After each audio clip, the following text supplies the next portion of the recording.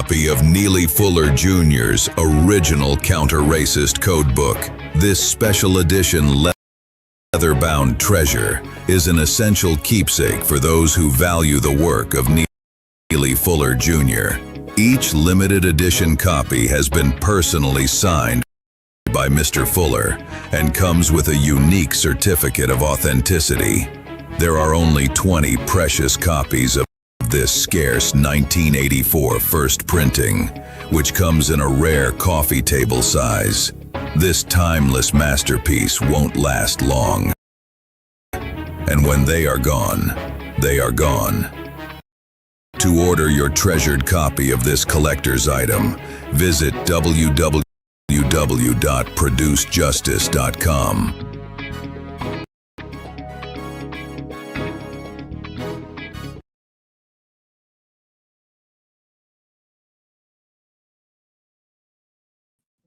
Huh? I said, you just see him right now. When the show comes on, make sure you can't see me.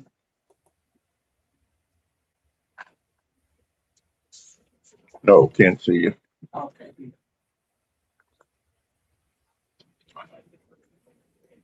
We're live. All right, let's do it. Go ahead, Mr. Bobby. Oh, I didn't hear the theme music.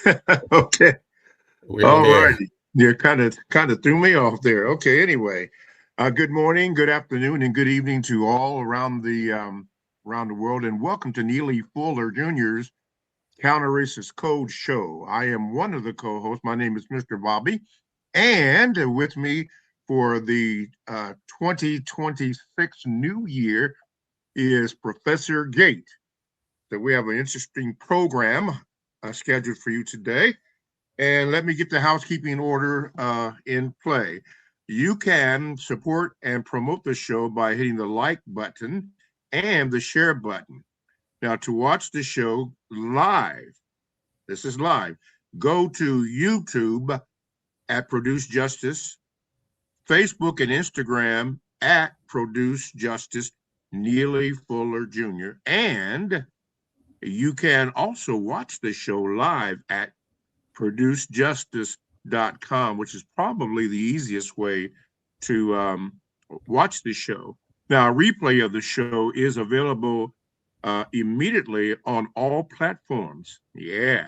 Okay, now, to get on the show, which we encourage you to do, which hopefully in 2026 we will try to do more of, to share your thoughts, click on the link in the feed, and you will be prompted on what to do next. Now, listen, when you get on there, and we only have an hour right now, please make sure that whatever you say is short and concise so that we may get other people on. Please, ma'am, please, please, ma'am, please, sir. A lot of times that is not followed, but if we want the show to continue, and we do, we need you to follow those instructions and then give people a Gate or me or maybe whoever a chance to comment on it, and we will read some of the comments. So yeah, we want you to share your thoughts and click on the feed and do next. You can also find instructions on the website at producejustice.com. And by the way, feel free to read a passage from one of Mr. Fuller's books on air for discussion. Now, this is also important to contact us off the air. Send your questions or comments, positive or negative, so we can get better, to contact at producejustice.com. To order the books, go to producejustice.com.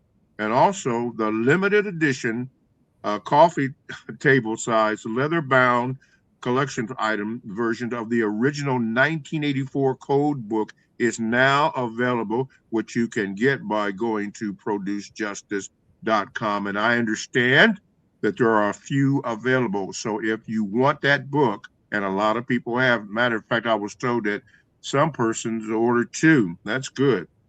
They are available on a first come, first served basis. And they gave me a number here. They said there's only 10 left. So get it in if you want one.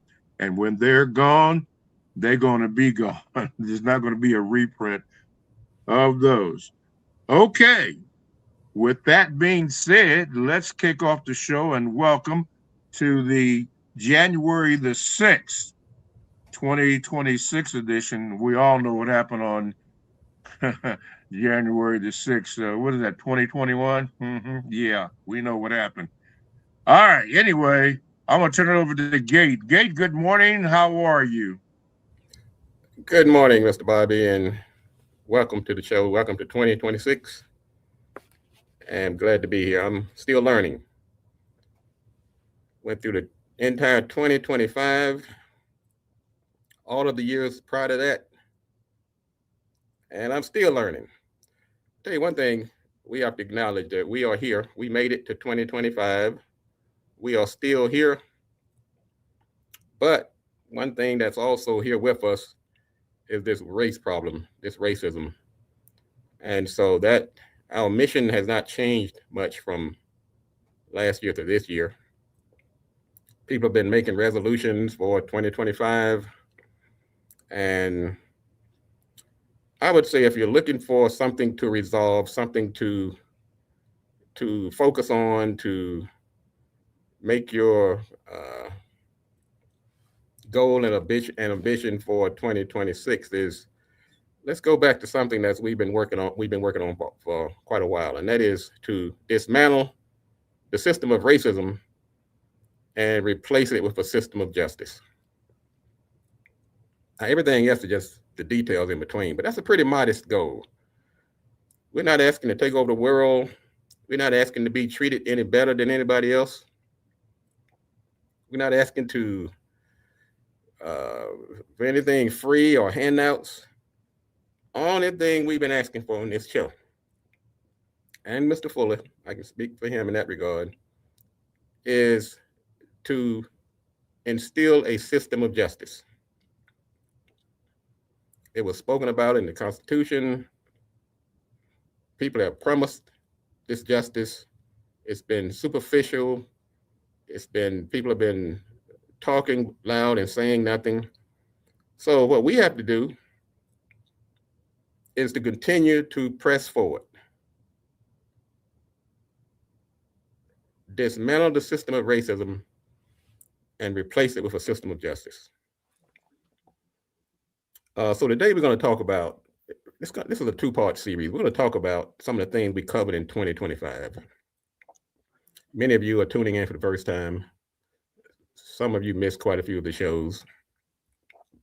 So I'm going to do more listening today than talking. As a matter of fact, in 2026, I've made that one of my ambitions, is to listen more. You can learn a lot by listening. People will give you the answer to the quiz if you would just listen. So what we're going to do, we're going to talk about some of the topics we covered last year. We were pulling most of our subject matter from the 9 areas of people activity. That was the foundation of Mr. Fuller's 3 books. He wrote 3 books. He wrote the original book in 1984, the original code book. He wrote the Word Guide in 2010. And then in 2016, he wrote the expanded edition of the original code book, which you can get by going to producejustice.com. Now, he talked about the 9 areas of people activity. Economics. He talked about education. He talked about entertainment. Talked about labor, law, politics, religion, sex, and war. And the way he put it is that we are impacted in each one of these areas by this system of racism. And that if you don't understand how it works, everything that you basically thought you understood is going to confuse you. That was another one of his signature quotes. If you don't understand racism, what it is and how it works. Everything else that you understand will only confuse you. Think about that for a minute. We go through our daily lives. We run into problems. We run into opportunities. We see things happening in the news.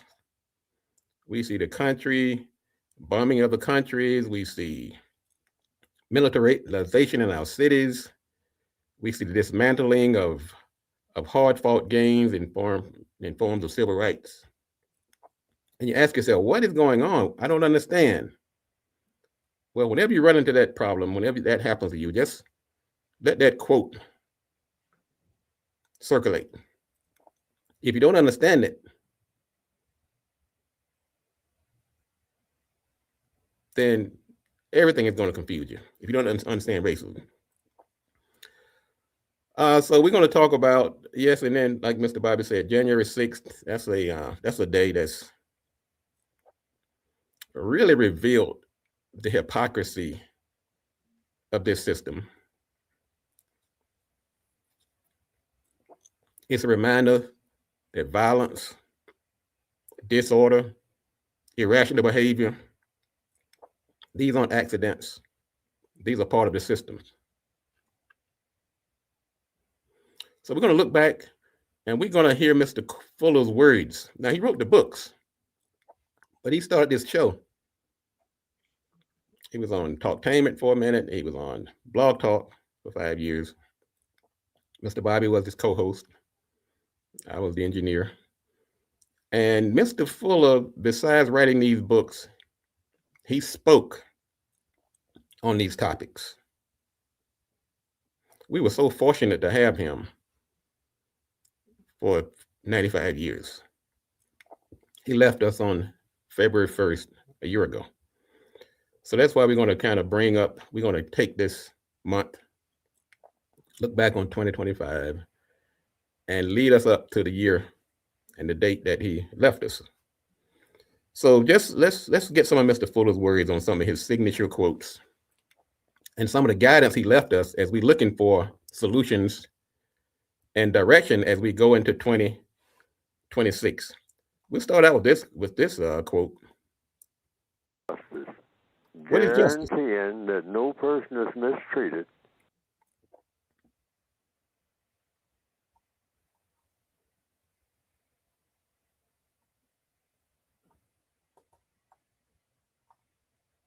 Right now, some black male is in the holding that the person that needs help the most gets the most constructive help.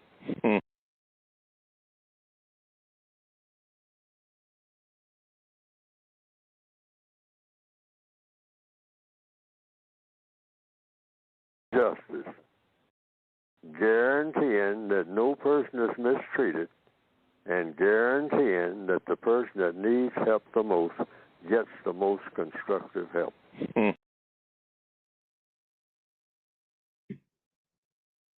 All right, let's think about that for a minute. Mr. Fuller's definition of justice. And run the things that you're going through on a daily basis through that lens. Look at government programs, look at your employer, look at the institutions, look at the 9 areas of activity, and ask yourself, is justice being administered? Are we guaranteeing that one, no one is mistreated? And number 2, are we guaranteeing that those that need the most help get the most constructive help? So as we go into 2026,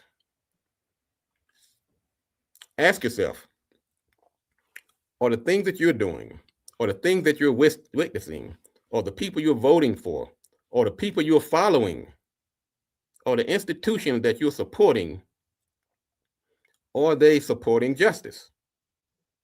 Are they mistreating people? Are they ensuring that the people who need help the most get the most constructive help? And make some of your decisions going into 2022 based on that and govern yourself accordingly. Okay. We have a couple of people who are tuning in. We're gonna, like I said, this is gonna be more of my listening show. I'm gonna do more listening and talking. And I'm gonna bring up the first listener. I think it's our friend, we call it Sassafras. Sat Mr. Bobby. 7. Sack Sat 7. 7. Where he the Sassafras from? Yeah, just Sat 7. Sack 7. Sack 7, Delbert. Welcome to the show, brother. Welcome to the Neely Fuller County Racist Code Show. What's on your mind this morning? Good morning, Mr. Bobby. Good morning, Mr. Gate. Good morning, sir. I guess the name that you're pronouncing is Sashada. Sashada, okay. Sashada, thank you for correcting us. Thank you. Yeah, the second part is Septica. It's the same word, just the different attributes. Okay, thank you. Thank you.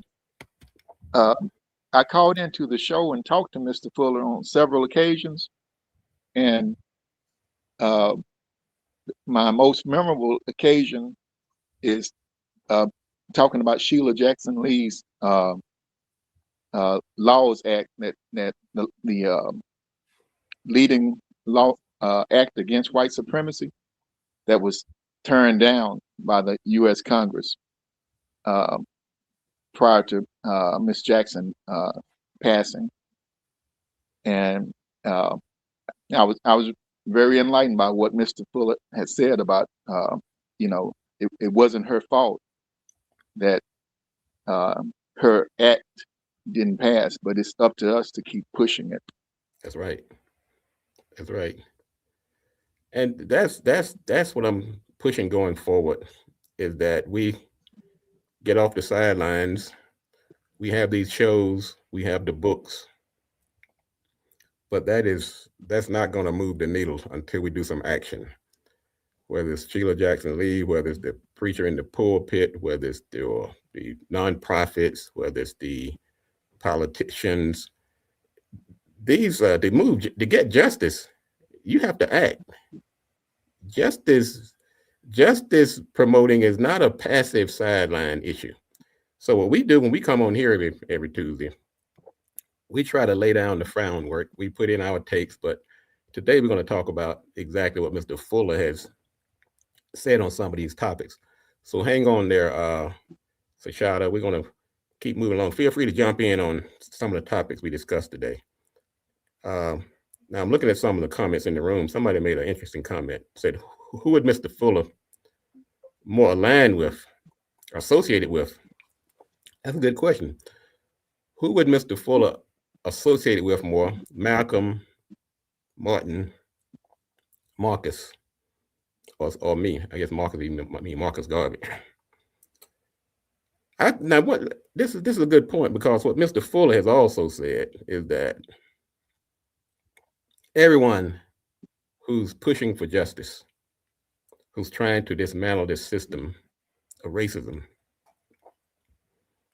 has a right to be heard, and that we should not be arguing among each other. As a matter of fact, he coined this phrase. He calls it VGQ. As a matter of fact, let me just put his actual words up here. He said VGQ, and I think we can apply that when we start talking about who has the most, who should we listen to more? Malcolm, Martin, Marcus, or ourselves, is that he says we're all victims. We're all victims of this system. And each one of us has a right to take our own approach on how to dismantle it. Now, there is no right or wrong way, but there are instances where people have been used by the system. They're working within the system instead of against it. And so that's a discussion that really also addressed on some other occasions.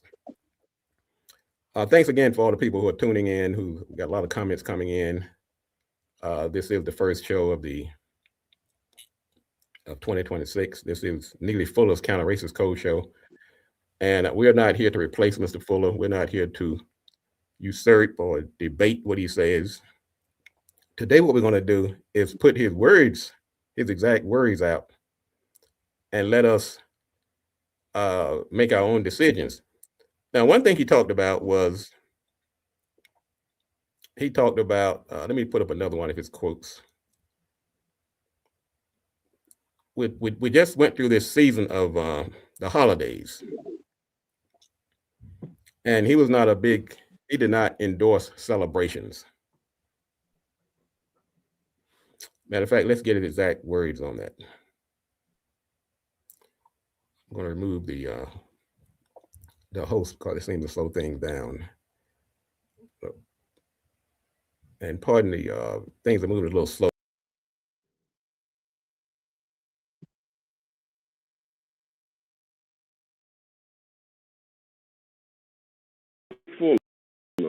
Can you please explain why celebrating any holiday is non-constructive and strengthens the system of white supremacy rather than weakens it? The code says this is the prescription. When you say, because in the code, it's all about not just what you stop doing, it's what you start doing. So what we call celebration should be, according to the code, don't celebrate, educate.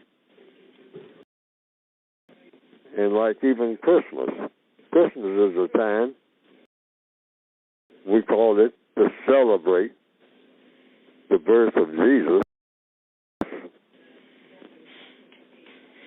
In the Christian religion. But why not just substitute the word under the law of compensation, celebrate, but educate. So what's the birth of Jesus about? And then you can go into that. And what is the lesson you're supposed to learn that's going to have a constructive result? Because you shouldn't be celebrating anything unless there's a lesson to be learned. Educate yourself and say, oh, what I'm going to do, I'm going to eat a healthy meal. I'm going to call a few people that I haven't called and see if I can help them solve some of the problems that they have and ask them for some ideas about solving some of the problems that I have and see what the results are going to be.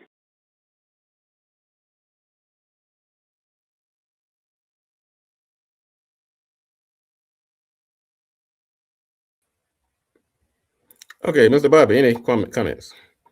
Yes, let me go back to this.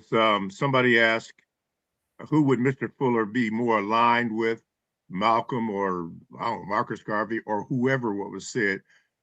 Mr. Fuller would only be aligned with the truth. That's it, nothing else. Not a person, because people, we change, we move, we have different opinions, we have different thoughts. That's one of the reasons why he came up with VGQ. But see, the truth stays the truth. And if you answer that question, what is truth and how does truth work, then you understand what you must do. It is never in a person. And that's another reason why he never wanted anybody to look at him or follow him, but follow truth, follow logic. Then you would be straight. Now, the second thing I wanted to say is that, and I did discuss this with you, Gate, in the process of developing, hopefully it can be done, the topic, which will hopefully be throughout the entire year, overcoming in the system of racism, white supremacy.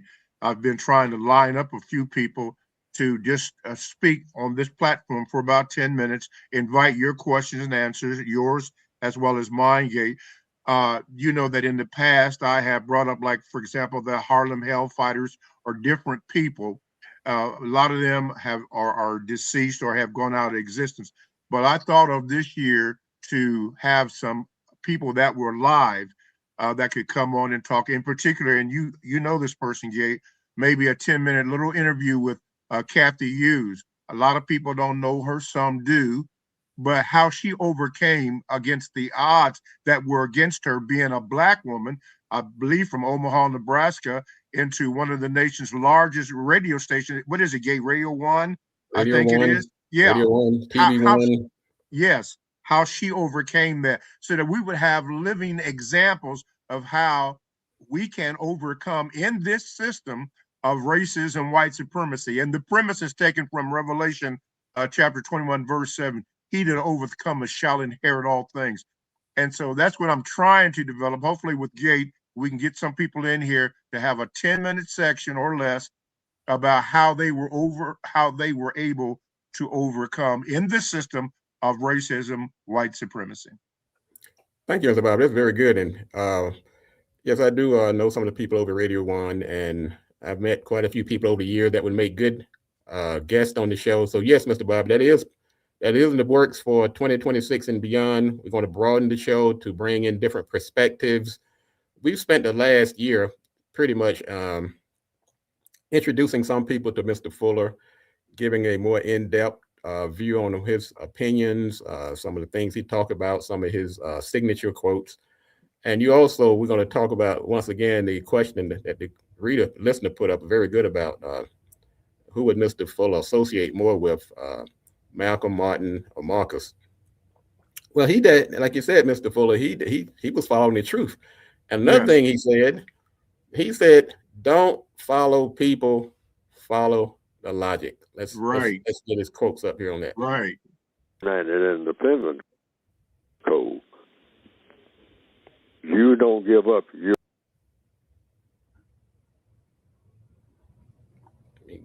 Hold on there. Use your suspects at work today.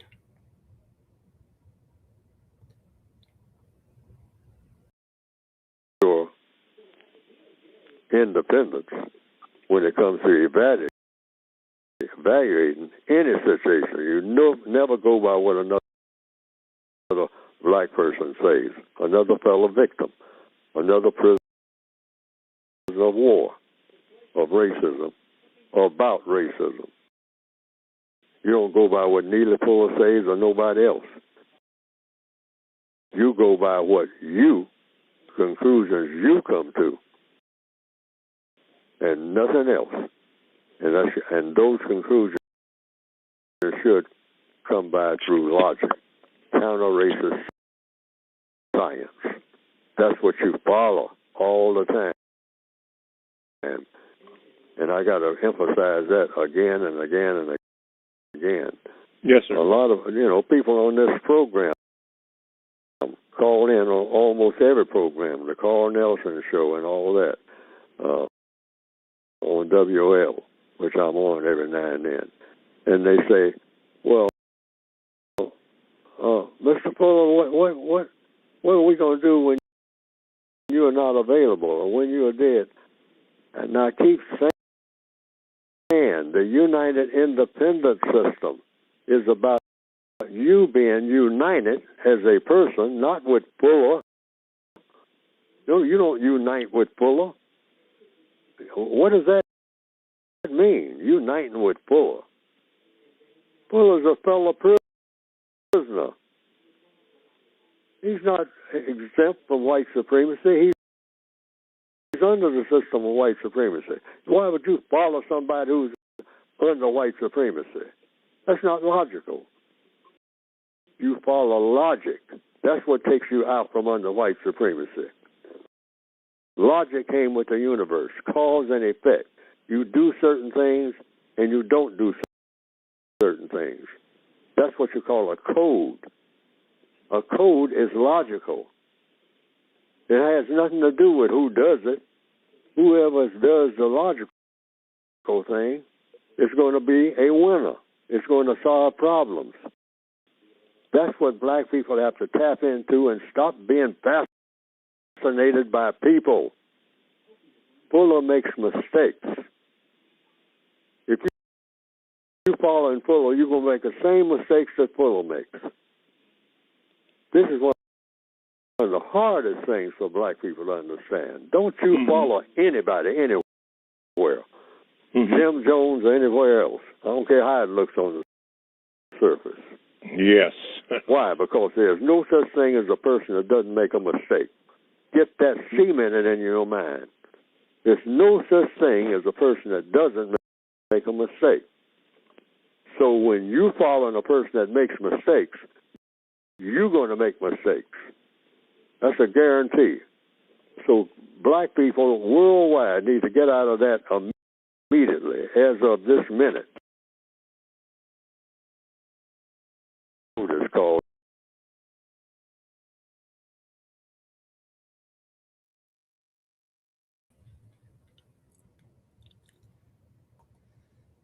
Say what you really mean there, brother. That's Mr. Bobby, I think he answered the question. Yeah. in very grand fashion, that it's not the person. You can't follow anybody. He's saying you gotta look at everything logically. Follow logic. He threw himself on the pile, whether it's Malcolm, Martin, Marcus, or Neely Fuller himself. He said we are all victims, and if you're just following a victim, then you're going to make some of the same mistakes that victim make, because nobody's perfect. Yes, Mr. Bobby. Yeah, I was going to say, even on this show, follow the logic of the show. Mr. Fuller has laid out the plan that we can follow, but follow the logic of the show, which deals in truth. Now, what is that? What is one of the things that means? As you just stated, you know that that people try to sabotage the show or do all kind of things to the show. That comes with it. But that doesn't mean that we stop. We just keep on going. Logic tells us to keep on going, follow that which is the truth, and you'll be okay. Not a person, not an institution, but follow the logic. Another example, if you follow the so-called logic of the taking or I don't know if it's legalized kidnapping of the Venezuelan president for what he did or didn't do. If you follow the logic of it, then you realize that there have been a lot of lies and things that were told to do what? To throw us off. But the logic of it is that the whole thing was orchestrated. Even they admitted that it was orchestrated in what they did. So how can you trust that? But you trust in the logic. Something is up. It's not right. And they are perpetrating that on us. And if you believe that, then what are you going to end up being? Confused. Go ahead, Gabe. You're right, Mr. Bobby. You're exactly right. Somebody asked the question, does mistreatment include white people? Well, Mr. Fuller, when he says justice, he said don't mistreat anyone. Correct. And he says make sure the ones that need help the most get the most help. Yes. So don't mistreat white people. And if you see white people that need help the most, then of course they get the most constructive help. Unfortunately, in this system that we live in, most of the time the people that are most mistreated and the ones that need help the most tend to be non-white people. But that's not to exclude anybody who's been mistreated. I'm gonna tell you, I don't mistreat anybody. I don't mistreat a soul. And if I was walking down the street and I saw somebody laying in the ditch been hit over the head, I'm not gonna look at their color. Right. I'm gonna say this person needs some constructive help. That's my take. Yes, Mr. Bobby. You bring up a good point. And again, following the truth. This is an example. If President Trump were to genuinely ask the Father for forgiveness and repent for what he has done, do you know that he would be forgiven? Now that there are a lot of people that wouldn't want to do that. But if you're going to be on the side of truth, then you would have to do that. But there are a lot of people that would not do that. See, truth stays the truth. And then you'd have to look at yourself. What have you done that you would want forgiveness from? So if he were, not saying that he would, but if he were to actually repent for all the deeds that they do, think about what that would happen. And you being a believer by faith in a higher power or in God, you would have to forgive him without holding anything against him. Go ahead, Gabe.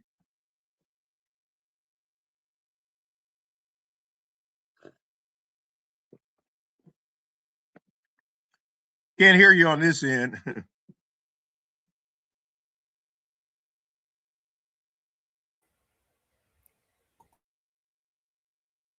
Yeah, those see the usual suspects are up at it again. All right, Chicago, any comments on any of the things we've talked about this morning? You want to chime in? Yes, Mr. Bobby. Yes, sir. What would be the requirements of a person that's seeking forgiveness? Should they ask for forgiveness, or should the forgiver just grant forgiveness just willy-nilly? Okay, here now I'm gonna tell you the truth. You cannot forgive a person, not even yourself, if you do not believe that there is, in this instance, God, because all things emanate through him, because he created all things. If you don't believe that, it's not going to work for you. You can't do it yourself. You have to ask God, if you will, because some people don't like that term, how to do that. Because if you don't, then all you're going to end up doing is actually nothing, hurting yourself. It all emanates from him. And then he said, he that comes to him must first believe that he is, that is God, and he is a rewarder of them that diligently seek him, which means this, that you have to believe it by faith. If you don't have it, in answer to your question, it's not going to work for you. So you have to go through God to ask you how to do that. That's it, period. And that's with anything. You got to go through God first. If you don't go through God first, anything, husband, wife, children, job, whatever it is, even this show, it's not going to work unless you go through him. So, Mr. Bobby, should we seek forgiveness from the white supremacists? Well, sure, that's a very good question. I tell you, the truth says that if you have a dialogue with them, you would have to point out what they have done in this system, because you have to realize that white supremacy is a demonic spirit. A lot of people don't like to hear that, but it's a demonic spirit. I don't see how you would ask a demonic spirit for forgiveness. They would have to accept that they have been governed by this demonic spirit. So, in answer to your question, as we're having this discussion, no, but you go to God and ask God what to do or how to do that or how to have that dialogue. Anything outside of that is going to bring up, as Mr. Fuller has stated, is confusion. And you'll go off into many different areas, and it will just result in more confusion and people talking about nothing or people giving up. See, that's the whole thing about the demonic spirits. They don't want you to know the truth, but you probably have heard this. You shall know the truth, and the truth shall make or set you free. Yeah, that's what truth does. Mr. Bob, I'm glad you, and thank you, Chicago. Glad you brought up that area of confusion, because that was another one of Mr. Fuller's signature areas of concentration, confusion. As a matter of fact, he talked about confusion in the 9 areas of activity. Matter of fact, let's get Mr. Fuller on the stage. So hang on there. Confusion, he did.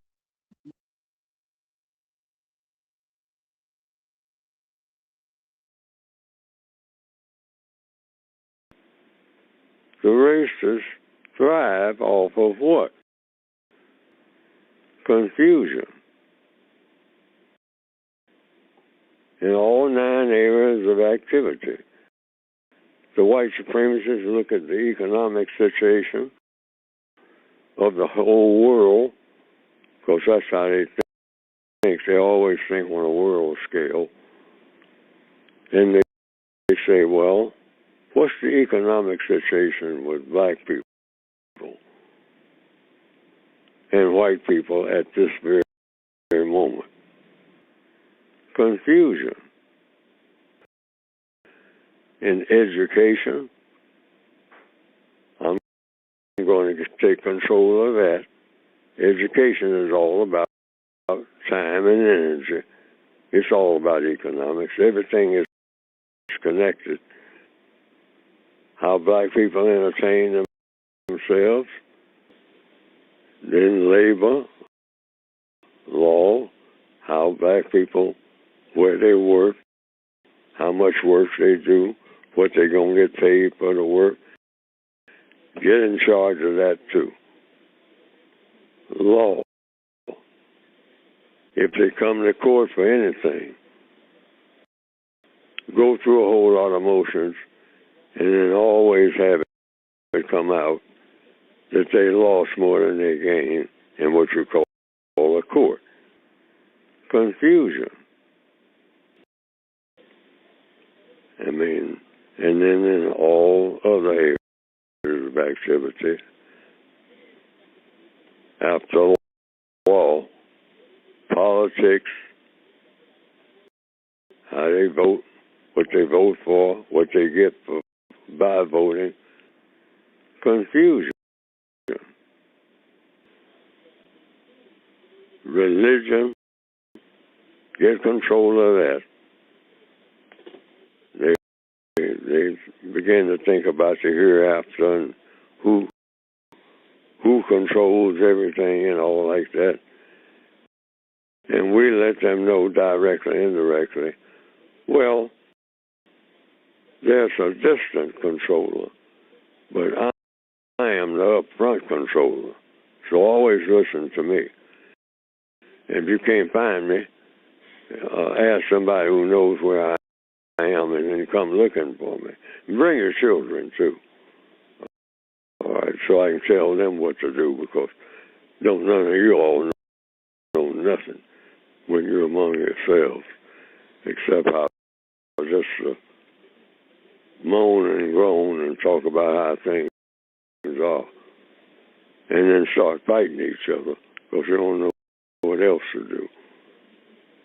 And then sex, of course, always have control of everything that black people do sexually. You know, tell them just don't have male and female, and they got 15 dozen other types of sex. Confusion. And then in war, I'll tell you who to fight, so don't worry about that. Mostly each other and how to go about doing it. And the way that I have you doing it is you'll love it. You'll only moan about it when you get getting killed. See, so that's basically what white supremacy is all about. Confusion. And what do they get out of it? The three things that all people want: fun, glory, and material comfort.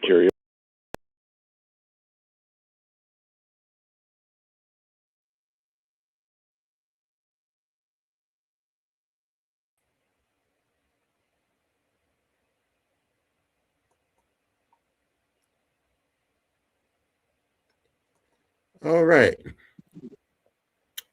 Mr. Fuller has once again articulated how confusion is a very powerful tool in the toolkit of the racist. And he went through eloquently, talked about how confusion can be used in the 9 areas of activity. Got some interesting comments coming in on the, let me get Mr. Bobby back up here. Hold on there, Mr. Bobby.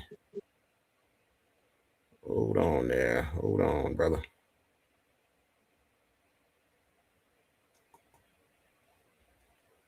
Yeah. Okay. All right, Mr. Bobby, I think we got you back here. We have you back here. Yeah. Okay. You okay? Because I don't have you on my screen. But you can hear me correctly? Yeah, yeah. Okay, there you go. Yeah, one of the comments that was made is by at Flying Guillotine 22, and this is a most profound, and he was speaking about forgiveness, as I had mentioned. And of course, there are three elements of forgiveness. First of all, when you ask God to forgive you, then you forgive others. But I left out one, and at Flying Guillotine 22 helped me to understand this. You have to be able to forgive yourself. If that combination is not there, it's not going to work. He says that sometimes one has to forgive themselves or the situation to move on so one can function. That's it. Those three elements, those three. God forgives you, you forgive others, and then you have to learn how to forgive yourself. If you don't know how, ask God. Now, still learning, he took a different take. He said, be cautious about the requirement to believe in God to forgive anyone. He said that's a slippery slope. He said, because belief does not require. Let's see what he said here. Let me just put his words up here. That's why I like this feedback. I like this feedback from our listeners. Yeah, there it is.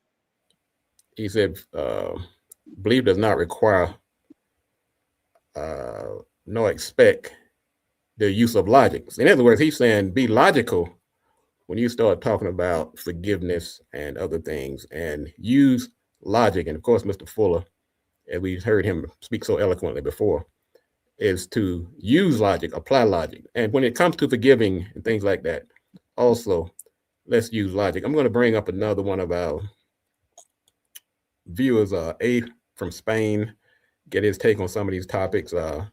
We also have Chicago on the line. I am Gate, and of course, Mr. Bobby, where you're listening to the Mr. Neely Fuller's Counter Racist Code show. Kind of just doing listening to Mr. Fuller and the listeners. I'm doing less talking today. I'm doing more listening. So I'm usually jumping on here, giving my take, giving a long soliloquy. I'm not doing that today. I'm not going to do this for the next couple of shows. I'm going to be more of a listener. I'm going to be more of a traffic cop. I want to hear you. I want to hear Mr. Fuller. I want to hear logic. I want to hear talk about how we're going to dismantle this system and replace it with a system of justice. Good morning, A. What say you? Hi, it's Aaron from Spain. I just put it down. Hey, Aaron. Again, I want to respect the format because I know Mr. West is about being concise. So I just wanted to add, recently I'd gone to a museum, which is a living museum where you get to interact with everything.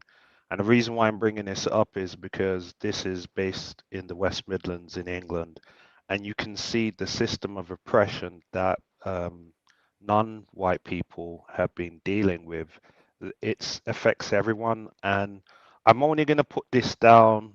I'm not going to say it as a fact, but a question. Is it that racism as a whole is just a tool for the classist elite to oppress everyone? Because if you look at working class white people, apart from the concept of being called white, they're also being oppressed. I mean, I saw one exhibit where these miners were working in terrible conditions, dying early, and they also ate chitlins, just like black people from the South and black people from the Caribbean. It's just a question. I don't want to keep it long-winded. I want to respect and give other people time.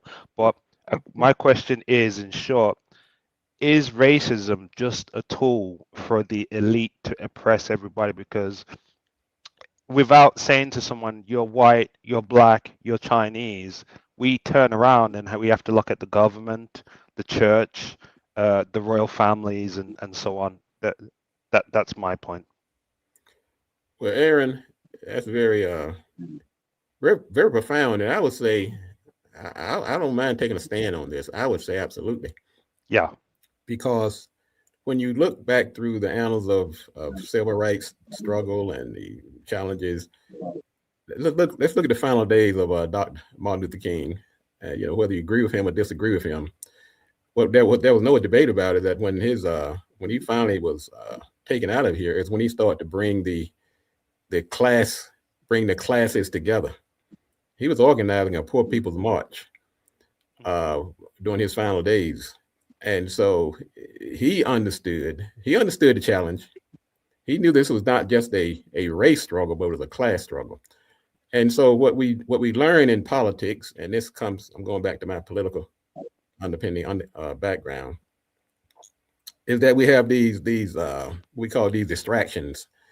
These things like race, things like gender, things like religion. They are meant to distract by the ruling class to keep people fighting against each other. People Yeah. call them wedge issues. And that's the purpose of them, is to keep people fighting against each other, because if the underclass decides to get together, then it's going to be very difficult for the power class to maintain that hierarchy. So I would say race is one of those tools. Now that does not diminish. Yeah, absolutely. I don't want anyone in, sorry to interrupt you. I don't want anyone to think that I'm saying that, because I am of African Caribbean descent. I've suffered just like many non-white people, but it was so clear once you see it with your own eyes. For example, there's a landlord, the people were working in the coal mine.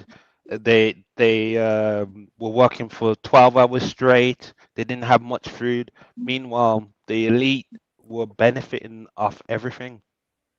So I think once you take away these concepts like race, you look at the meat and bones of the, logically treating people like a human being. And I just want to end on this note without saying any names and stuff. I think we also need to end tribalism, because I think you'll find a black person's experience in the UK very similar to somebody in the Caribbean or Africa or the United States. That's true. There is also a concerted effort to draw distinction between non-white people in America, non-white people in the Caribbean, non-white people in Africa. Mhm. So that all of that is part of the system to keep people fighting against each other and not Mhm. combining their efforts to dismantle this global system. It's a class system, and racism just happens to be the most powerful one, because it has been commercialized, it has been weaponized, it has been used more effectively than any of the other tools, and Yeah, that's that's why we true. have to dismantle it. Yes, Yeah, Mr. Harvey.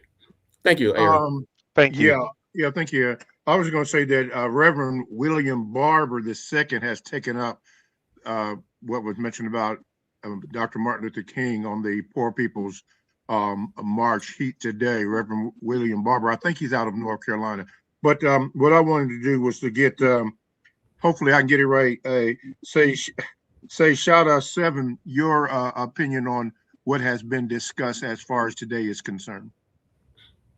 Uh, Mr. Bobby, Mr. Gates, I congratulate you guys on the show and its progress so far, and I'm sure it's going to continue and progress into the future.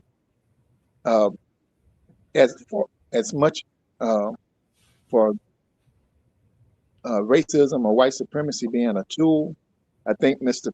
Fuller pretty much defined it as, a government and a world religion, a world government and world religion, and all the areas of activity are dominated, you know, by that, world government, world religion, and there could be various types of tools used in that domination of each one of those areas of activity. But I think logically, uh, the, the the greatest tool is the system itself. And that's exactly right. I've on this show, I said I wasn't going to talk much today, but I will once again talk about how systemic racism is and why it's so formidable. You have individual racism where you're dealing with daily macroaggressions. You have institutional racism where you're dealing with really institutions such as the education system, the banking system, the housing system, the political systems. that you're up against. And then you have the systemic, which coalesce all of these different types of racism into one. And so we're trying to dismantle this system. Yes, we do have to take it brick by brick, but at the same time, don't lose sight of the fact that we need to rally some wills. We need a counter racist code to help us combat it, because it's very difficult to handle this on a one-on-one basis. Yeah, You can punch the person in the nose who called you the N-word. That's not going to dismantle racism. no, it's not. You can go ahead and close down Target or one of the other institutions. Yeah, you're going to feel good for a moment. You're going to put them out of business. But did that move the needle in dismantling racism? You took out one of the bricks. You have to take a codified approach where everyone is attacking this system on a day-to-day basis and trying to replace it with a system of justice. You can't just get rid of the system. You have to replace it with a system of justice. And Mr. Fuller's definition of justice is making sure nobody's mistreated, and that those who need help need the most help get the most constructive help. And that should be your guiding principle as you go about your daily life. We have a lot of, as I stated earlier, this is a 2-part. We might even make it a 3-part as we go. And we're going to lead this right up until Mr. Fuller's, the day that Mr. Fuller left this earth, which was February 1st. So we're going to have these open discussions. We're going to have people like Shikata and Aaron from Spain. We want to get other people on, and we want to hear from you. I actually want to hear from you. I'm going to take one more topic before we get out of here. And that Mr. Fuller was talking about how we have been demonized as a violent race of people. And people throw around the term black on black violence. And he actually talked about this and the impact it had on our young people. I'm going to bring this up, and then we're going to continue this discussion in the coming weeks. So hang on a second.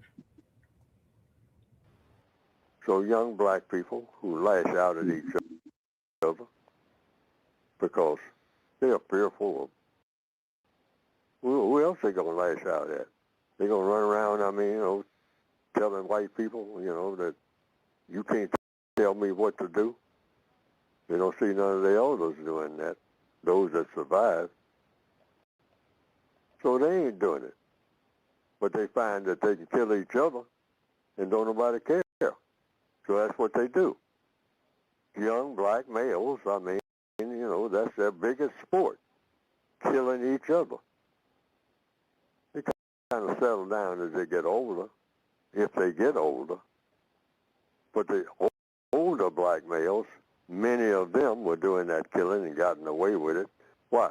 Because the white supremacists said, we don't care about you black people killing each other. Whether it's in Chicago, Houston, or Rwanda.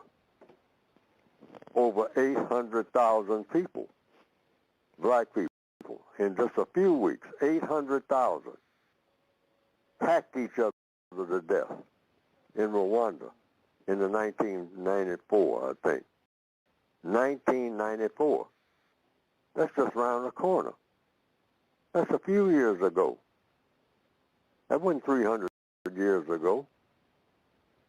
And the white supremacists who instigated it all, like they instigate everything that black people do, they just sat back and watched the carnage and say, see, it don't take much. Black people, when they get mad, they want to lash out at somebody. So they wind up killing their neighbors. And their neighbors are whom? They ain't got no white neighbors, so their neighbors look just like them. Until then, we stood back and watched Rwanda till they just did so much killing. Ain't nothing but dead bodies everywhere. They got tired of killing. That's what made them stop. Didn't nothing make them stop, really. Just got tired of killing because they say, we don't have nothing but dead bodies. Ain't nobody working. Ain't nobody doing no farming. Ain't nobody, the shops all closed. Just a lot of dead people. And so you might say that they came to their senses, if you can call it that. But what I've heard, the way the thing wound down, they just said, hey, you just walk out on the street and ain't nothing but just dead bodies. Just dead black people, as far as I can see. Say, now what? And the white supremacists flying over in there.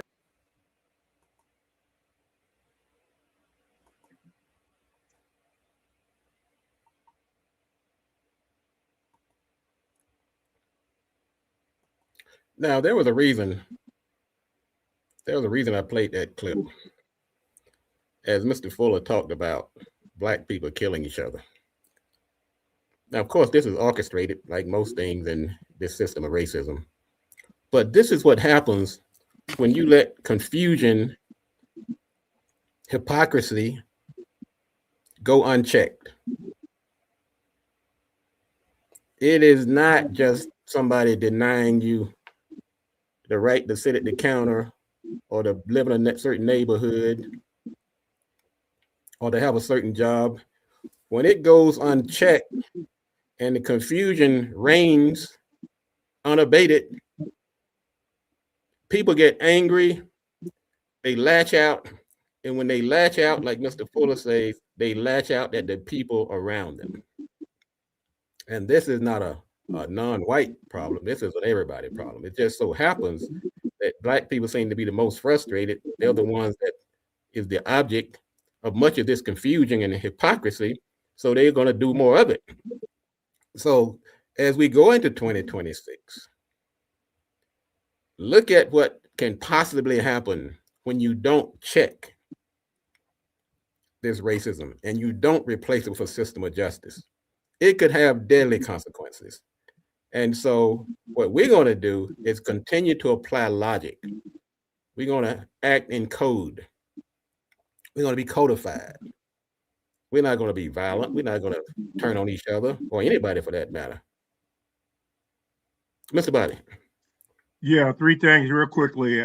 From Anthony Cross from the chat room says that as Neely Fuller has noted for on several occasions, here you go, AP, it is an evil, talking about an evil system, talking about racism, that only produces chaos and confusion and falsehoods. Thank you, AP. Going to your point about what you just was mentioned about the killing of those people. And then they killed so many people that they had to stop because there wasn't nothing left. It becomes an economic thing because when you start, and mostly young people or young women go to war, you are eliminating a generation of people that can help you. And as far as black, and that's why I think, and this is just my opinion, I think Russia has made a critical mistake because they have sent these young men over there. And I was listening to some statistics this morning, how many people have died, young men have died in that illegal war over there with Ukraine. A generation is going to be missing of young people, young minds. And then it brings me to the third point. That's what happens to us as we have turned the guns on ourselves as black people and begin to kill a generation of black young men. As a result of that, guess who's taking over? The black women. Why? Because there aren't any black men. So you can't do this. That's why another reason why the situation in all those areas, in particular racism, white supremacy, is evil because it produces the chaos it kills. If you don't understand that, if you don't follow the logic of that and what's going on, then we could be consumed by that foolishness, which means what? Truth stays the truth. Follow logic. I'm out. Mr. Bobby, you're exactly right. Now we're gonna pick up this conversation again in a week or so.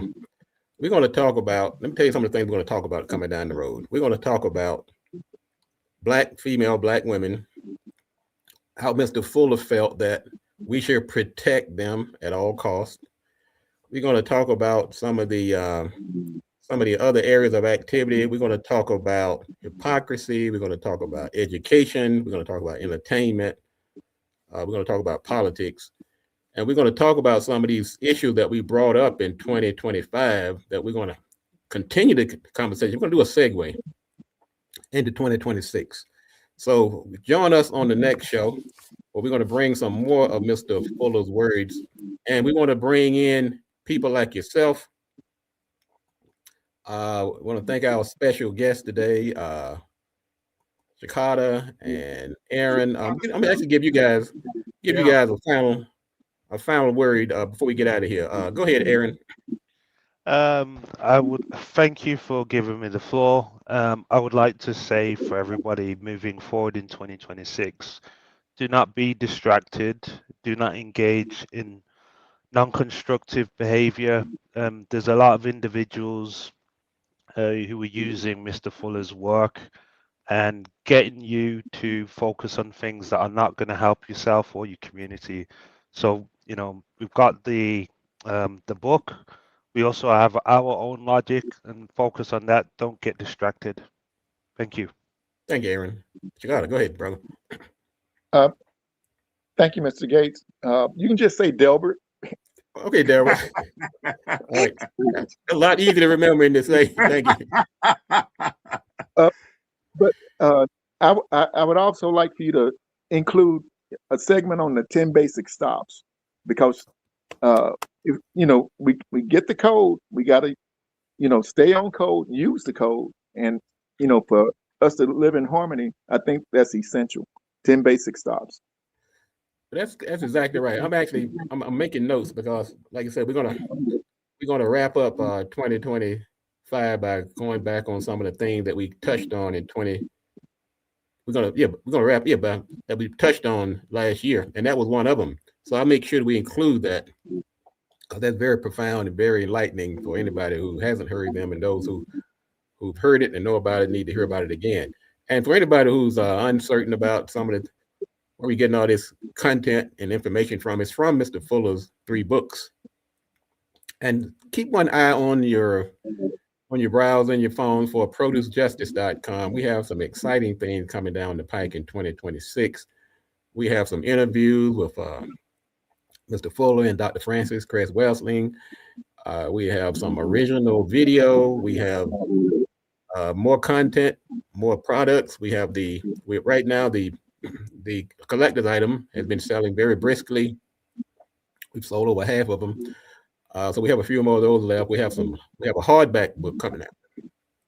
We're going to introduce that of the revised edition. That's going to be available in a few days. So just stay with us. We're still a work in progress. Like Mr. Fuller said, we're still learning, and we're getting your feedback. So we don't just sit up here on this platform and preach and lecture. We actually listen and try to find a way that we use your feedback and these tools to dismantle this system of racism and replace it with a system of justice. So that's the underlying goal as we move forward. We have to keep that in mind at all times. Final word, Ms. Bobby. Yes, producejustice.com. All right, ladies and gentlemen, thank you again for tuning in today. I'm Gate with Mr. Bobby and our special guest who joined us today. We'll see you next time right here on Neely Fuller's Counter Racist Code Show. And we are all still learning. Thank you, Delbert. Bye. Bye.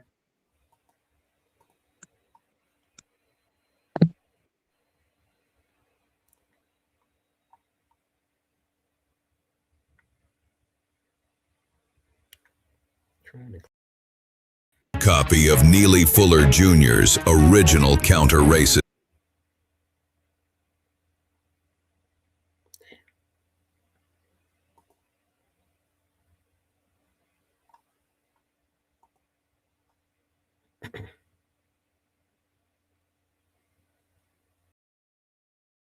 Code book.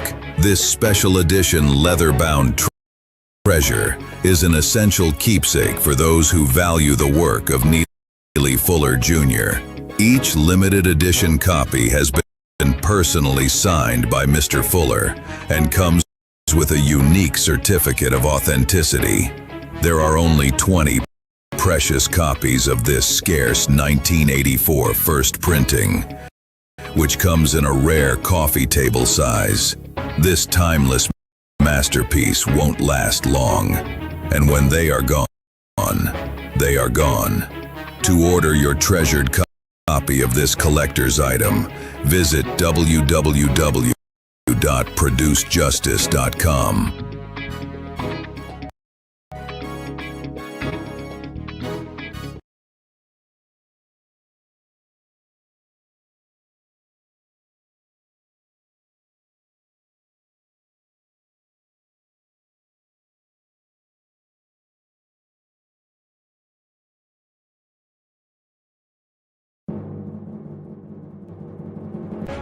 If you do not understand white supremacy, what it is, and how it works, everything else that you do understand will confuse you.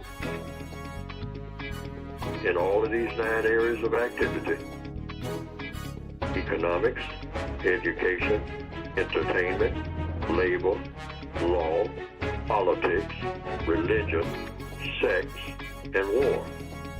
Anywhere on the planet, minute by minute, day by day, all of the time, all of the time.